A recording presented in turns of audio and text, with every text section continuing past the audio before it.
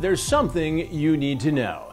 I'm Chris Hansen, and you are going to help me catch predators again. Go ahead, have a seat right over there. That was the promise that Chris made when he launched the Kickstarter for the show that would go on to become Hansen vs. Predators.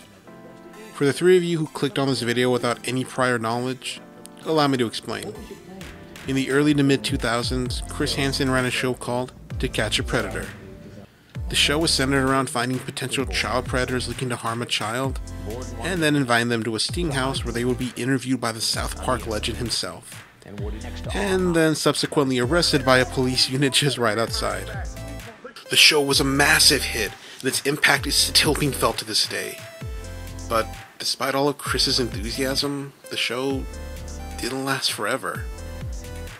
You see, the suicide of the man who would have been their greatest catch is ultimately what led to the show being pulled off the air. Even though the show wasn't making rounds on NBC anymore, that didn't mean there wasn't an ever-growing fan base for the series. Chris eventually realized this and felt that it was time to bring the show back. Only this time, he needed your help. And a few extra bucks to make that happen. Chris's campaign wasn't a massive success, but it was enough to fund a short-lived revival of his most popular series. Once the funds were collected, cameras were ready to roll, and in the fall of 2015, chats were opened, a house was set up, and predators were knocking at the door. The whole sting wasn't as big as the ones that preceded it, but that didn't make it any less entertaining. There were 11 guys caught in the sting, with only 7 of them actually entering the house and giving an interview. It didn't take long for Hansen and his crew to release the segments of those who actually came to the house. But as fans were compiling the data for their own consumption, as well as the wikis and the forums, they noticed that there was something of a miscalculation with the footage released. 7 men showed up and gave an interview, but only 6 of them actually aired. So who was the 7th, and where was his segment? The 7th predator was Vincent Ambrosio, and as for what happened with his segment, well, that's a whole story in and of itself. It didn't take long for fans to reach out to Chris demanding answers as to why a potentially dangerous child predator was being saved from the same public humiliation that he would give to literally anyone else who showed up at the house. For years, Vincent became something of a white whale for the community, with Chris having to navigate a minefield of questions related to the guy. If he ever did talk about Vincent, he only did so making small allusions as to who he might be. But it wasn't until a now-deleted video where Chris actually revealed why Vincent was spared from receiving any kind of public humiliation. Chris stated that Vincent had some pretty serious mental health issues, and from their conversation, they seemed pretty severe. He fully acknowledged that Vincent did indeed contact 2 of their decoys and engage in inappropriate conversations with both of them. But he asked his audience to consider how far they should go with public shaming. How far should you go with public shaming? You know, Chris, I admire you, I love your work, I even love that I've twice been featured in the question segment of your podcast. But did you really forget what the point of your show is? That comment comes across as not only kind of tone deaf, but also sorta, if not completely hypocritical. I mean, public shaming is half the reason the show has survived as long as it has. People can't get enough of watching these horrible men get what they deserve.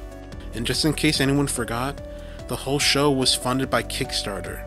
And while he did fulfill the show aspect of the pledge, he chose to hide an episode that was paid for by the fans. The same fans who helped bring him back to the spotlight. And speaking of Kickstarter, that's when things started to get interesting. In early 2019, Chris Hansen was arrested for writing bogus checks to a mom and pop shop.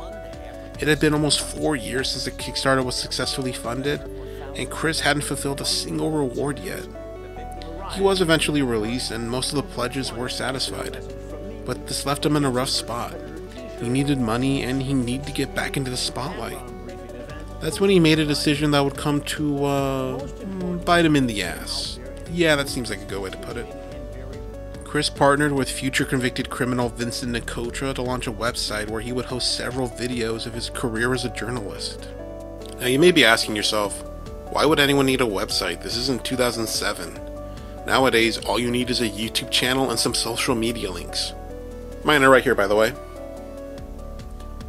Well, Chris had something special for the people who not only came to his website, but also paid a monthly subscription.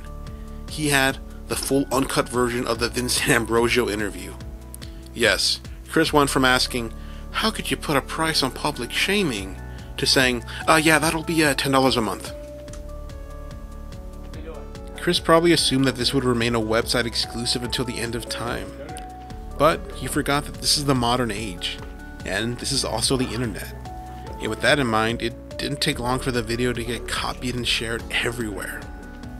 When I first saw this video, I immediately knew why this interview had been kept away for so long. And it had nothing to do with Vincent's tearless tears. It had more to do with the fact that this was quite simply the worst interview that Chris Hansen had ever conducted in his 3+ decades as a journalist. From the start, you're expecting Chris to spit out some funny lines and toy around with Vincent until he admits what he did and sends him into the garage to get arrested. At this point, the formula was pretty well established, but Vincent's interview broke Chris's sacred formula. Instead, Vincent starts crying as soon as Chris comes out, and from this point on, the interview becomes about everything except the horrible crime he was looking to commit. Before we go any further, there's a few things we need to get out of the way before any of you fall into the same trap that Chris clearly fell into. Vincent was 19 at the time. He was an adult. Yes, he was a young adult, but he was an adult all the same. The girl he thought he was talking to was 12. He not only sent her inappropriate messages, he also sent her even more inappropriate images. To Chris's credit, he does his best to wrangle the conversation away from Vincent's many problems, but Vincent just keeps bringing up one tragedy after the other. I failed high school. I have no motivation to finish it. None of the pills about work. I'm fat. I can't do anything. Look at where I dress and stuff. Everybody thinks I'm weird. This depression is so crippling. I said, I don't want to feel like this anymore. I don't want to get up. I don't want to get out of the bed. At one point, it becomes pretty clear that Chris has had his fill of Vincent, and he pretty much abandons the interview at this point. He doesn't even give his trademark, "I'm Chris Hansen, and this is..." Well, what you did here is hard to excuse, Vincent. But I hope you get help with all your other stuff. I just want to die. My life is miserable. And then once you head right out this way, it's For as unremarkable as this interview with Chris was, his follow-up interview with the detective was pretty eye-opening, if not gut-wrenching. The interview was pretty dark. There were a lot of horrible things that came out about Vincent.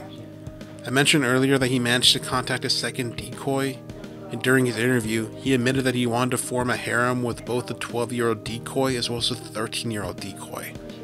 He also revealed that he had a link to a drive filled with certain child media. He also divulged a little bit more about his mental health and various attempts to end his own life. I want to be clear about a few things. Yes, Vincent's clearly got some issues. But my problem isn't with his mental health. My problem is that he's using his mental health as a scapegoat, as a way to avoid having to take any responsibility for his actions. I've struggled with my own personal demons, but at the end of the day, I still have to take responsibility for things I've said and done. The simple fact is, afflictions and illnesses don't go to prison. People go to prison. And that's something we need to start recognizing. And at the end of the day, despite all his best attempts to push everything onto his mental health, Vincent did go to prison. He received a 10-year sentence, but was released after serving 2.5 years. Now this would be where the story would usually end, but that's when another character showed up. Vincent's dad. Not too long after Vincent's arrest, his father Dennis managed to get a hold of his son's call records and dialed the decoy's phone number. When they answered, Dennis said that he was a cop, and that he demanded they reveal where his son is. It's important to note that Vincent didn't call his parents or family members to alert them as to why he was sitting in a jail cell awaiting arraignment before a judge. Remember how I said that Vincent's interrogation footage eventually surfaced? Well, that's because Joey TCAP made that so. He contacted the local PD, filed a Freedom of Information request, and for the low price of only 50 cents, he managed to procure the video. Now, despite following the law and going through the proper channels to obtain something that was very clearly public record, not everyone felt that way. When Dennis was scolding the decoy, telling her that he was a cop, he was actually telling a half-truth. Dennis was a cop. At some point. But at the time of the call, he was retired. And like any cop, Dennis had his biases, especially when it concerned someone he was related to. You see, Dennis didn't like the fact that his son was no better than half the men he put away over his tenure in law enforcement, but he also didn't like the fact that his son was now one of the most well-known offenders on the internet. At this point, Dennis poured all his energy into bullying and harassing anyone who dared to have an opinion on his son. He would message TCAP fans telling them that they were breaking the law, even though he knew that what he was saying was complete bullshit. Eventually, Dennis decided to go after the man he blamed for his son's notoriety. No, not Vincent. Why should he take accountability? But rather, Joey TCAP. You see, Dennis decided that Joey was responsible for the infamy his son received over the internet, and wanted to find a way to get back at him. And I'll remind you, this is a fully grown-ass man we're talking about. Dennis somehow managed to get a hold of Joey's name, phone number, address, and other information and leaked it to fans of the community. Probably in a vicious attempt to open Joey up to the same harassment his son was subjected to. He even went a step further, trying to get Joey to meet with him and whatnot. The situation was so bad that Joey actually had to temporarily fake his own death just to get this sociopath to leave him alone. Eventually, Joey did make a return and Vincent did get out of jail. As for what happened afterwards, there's not much. It was said that Vincent was living in a halfway house where they're trying to treat him, and as of this date, he is still on the RSO list. As for Chris, he's moved away from his established TCAP format.